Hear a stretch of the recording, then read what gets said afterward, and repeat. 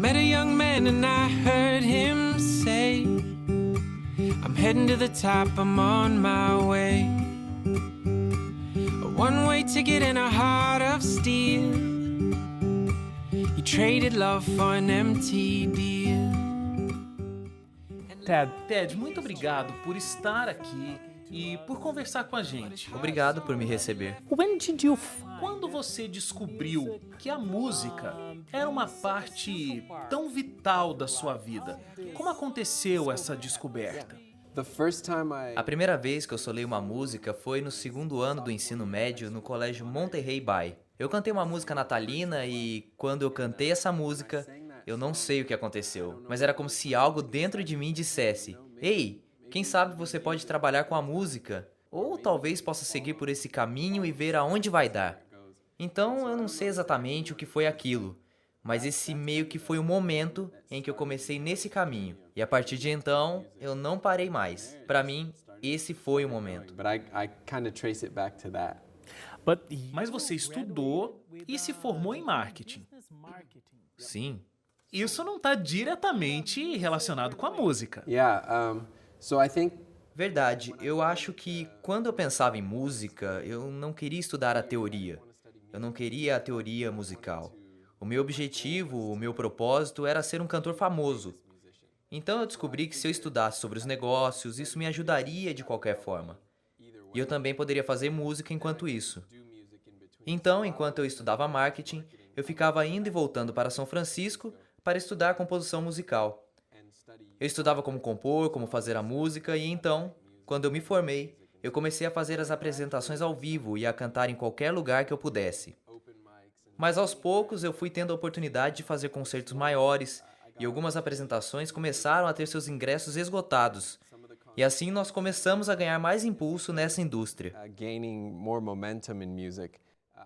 Na verdade, eu estava buscando uma carreira de música pop, pop soul e, ao mesmo tempo, durante esses poucos anos, após a faculdade, eu também comecei realmente a dar mais valor ao meu relacionamento com Deus. E então, quanto mais as coisas começaram a dar certo na música, mais eu comecei a sentir como se Deus estivesse me guiando em uma direção diferente. Então eu, em alguns momentos, comecei a me sentir dividido. Quanto mais eu avançava, mais eu sentia como se Deus estivesse me puxando para outra direção. E isso continuou por cerca de 1 ano ou 2. Até que chegou um momento onde nós já tínhamos terminado todo um álbum de música pop soul e nós havíamos conseguido total financiamento para uma turnê nacional e internacional. Mas nesse ponto, especialmente nesse ponto, era setembro de 2011 e estávamos na noite anterior de um grande show que nós teríamos no dia seguinte. E eu me lembro de me sentir como se eu não tivesse paz nenhuma. E pensando como se eu pudesse ver no futuro e me perguntar: como eu cheguei até aqui? É realmente assim que eu vou terminar? É aqui onde eu quero chegar? Então, este foi o momento em que eu decidi que deixaria a música de lado. E 1 semana depois eu recebi uma ligação dizendo que o financiamento para uma turnê nacional e internacional havia sido aprovado. E eu lutei muito com isso, até que eu cheguei ao ponto em que disse: Deus, eu confio em ti. Mesmo se eu abrir mão de tudo, você pode fazer tudo de novo se quiser. Mas se eu aceitar e estiver errado, vou acabar indo por esse caminho que não quero ir. Mas eu acho que essa não foi uma decisão fácil. Porque um contrato como este é o desejo de qualquer músico. Qualquer um desejaria algo assim. Como foi para você tomar essa decisão? Você está absolutamente certo. Foi uma das mais difíceis, se não a mais difícil decisão que eu tive que tomar em toda a minha vida. Porque eu tinha trabalhado por isso durante 7 anos e meu objetivo era ter uma oportunidade dessas, de me tornar famoso, de viajar o mundo. Eu via a qualidade ou o que o mundo estava fazendo. Eu via o palco, a extensão disso, quantas pessoas eles estavam atingindo. E para mim, era como se aquilo fosse algo relevante. Olhe quantas pessoas estão lá, veja a qualidade daquilo. E então eu olhava em volta para algumas coisas cristãs e dizia, isso aqui está faltando qualidade, isso aqui não é para mim. Quando eu penso no que eu quero, eu vejo aquilo. É aquilo que eu quero. Eu acho que Deus apenas teve que virar o jogo e dizer, você ainda pode impactar o mundo, mas você precisa permanecer fiel à minha palavra. Então isso foi como se, não era como se eu estivesse fazendo algo completamente errado, mas a direção estava errada. Eu estava guiando a mim mesmo. Não havia absolutamente nada naquele momento que me dissesse que tudo ficaria bem se eu tomasse essa decisão. Mas uma coisa interessante é que, enquanto eu estava tomando essa decisão, eu tive completa paz. Mesmo? Completamente. Esse é um dos momentos da minha vida em que eu posso sempre olhar para trás e dizer, eu estava completamente em paz. Essa sua decisão foi baseada em princípios.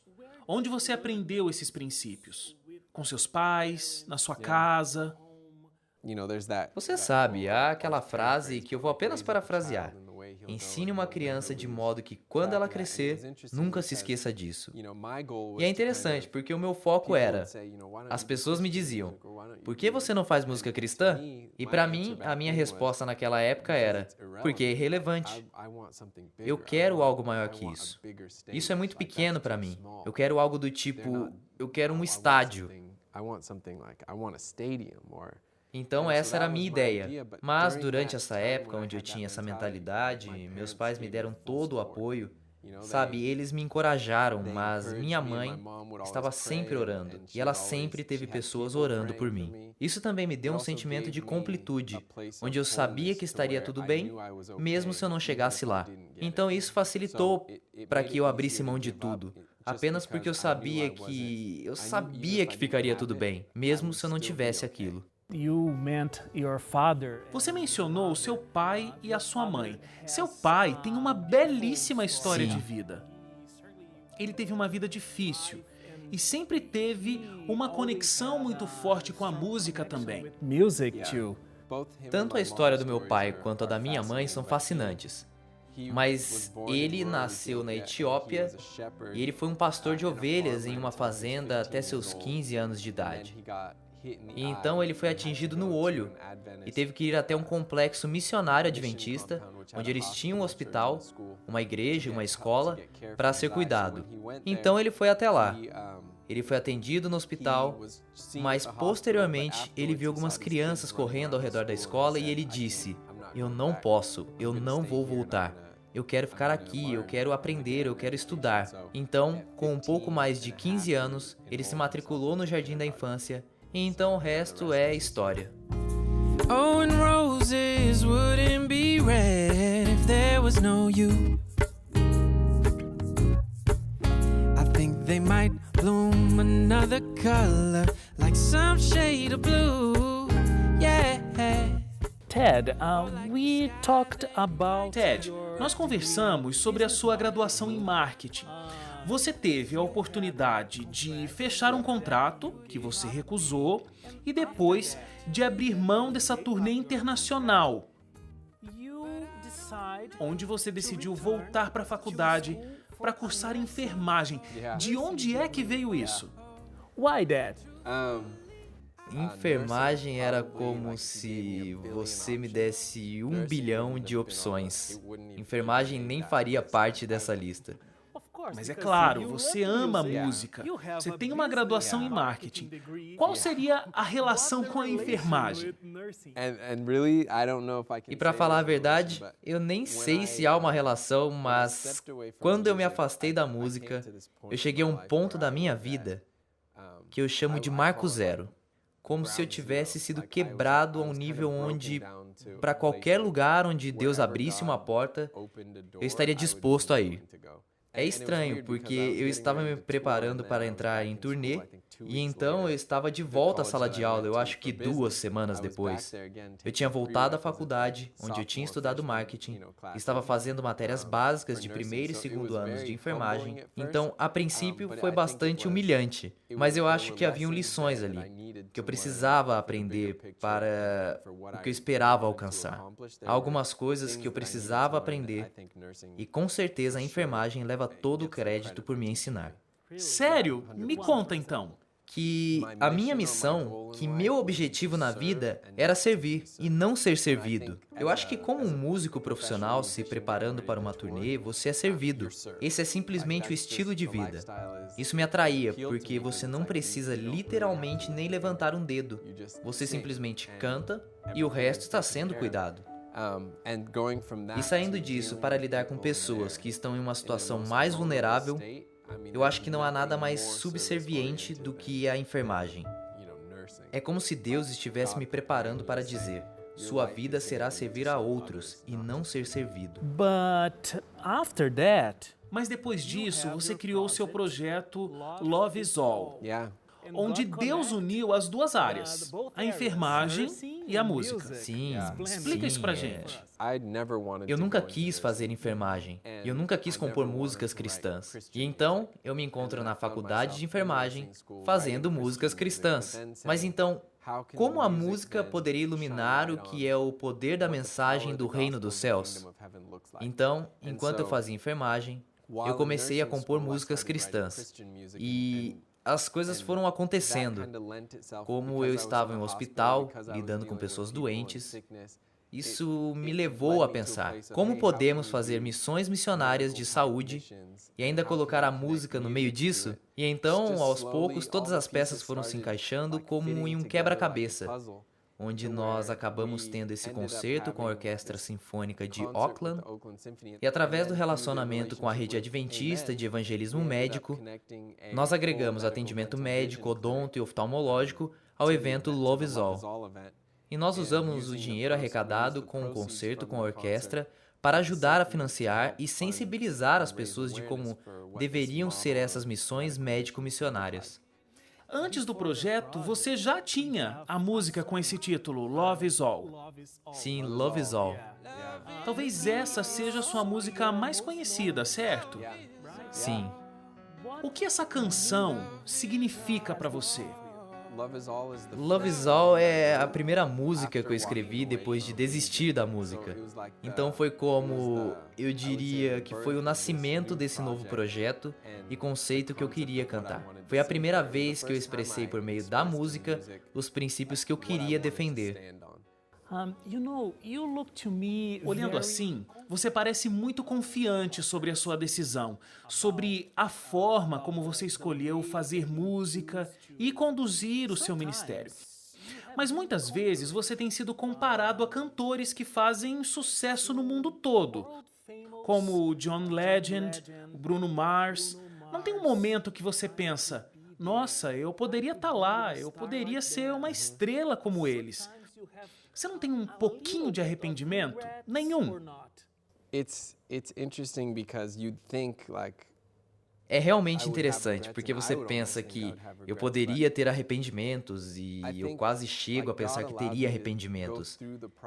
Mas eu acredito que Deus permitiu que eu passasse por todo esse processo para então entender tudo o que eu teria se tivesse entrado nessa indústria, se eu tivesse me tornado famoso.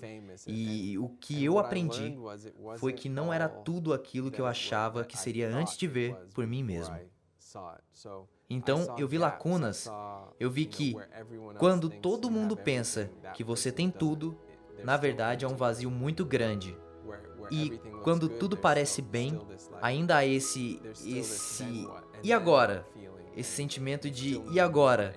E você nunca estará satisfeito. E eu cheguei a um ponto onde eu sabia que se eu pegasse o financiamento, tivesse um álbum e lançasse ele, eu poderia ter tido algo. Eu poderia chegar a algum lugar.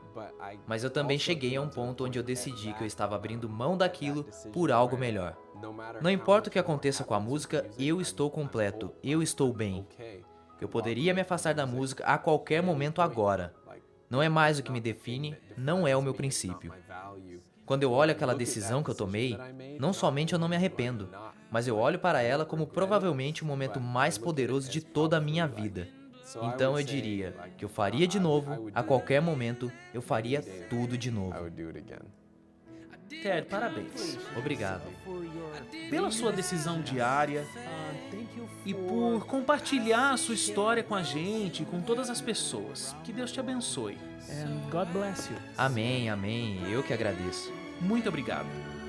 I came for all the people trying to make it through. That's what I say when you ask.